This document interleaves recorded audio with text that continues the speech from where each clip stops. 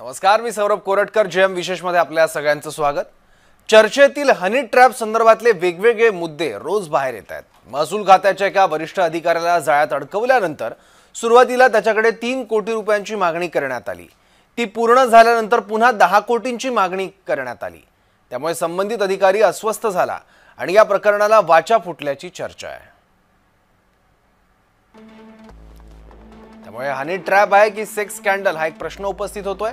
Upper जिल्हाधिकारी दर्जाच्या एका अधिकाऱ्याने अब्रूच्या भीतीने 3 कोटी रुपये दिले.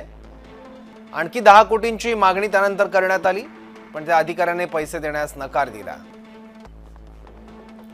त्यानंतर संबंधित महिलेची नाशिक पोलिसांकडे तक्रार. त्या महिलेकडून शोषणाची तोंडी तक्रार करण्यात आली. समन्वयाने तोडगा काढू त्या अधिकाऱ्याने माहिती दिली.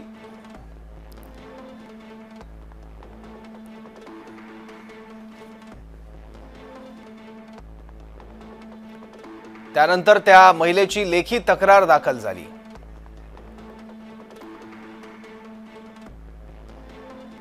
तो अधिकारी ठाण्यात, महिलेविरोधात तक्रार दाखल. काही दिवसानंतर तक्रार मागे घेतली गेली. शनिवारी एका पथकाकडून नाशिकमधील त्या हॉटेलची तपासणीही करण्यात आली. सध्या हॉटेलच्या त्या मजल्यावर जाण्यासही मनाई करण्यात आलेली आहे.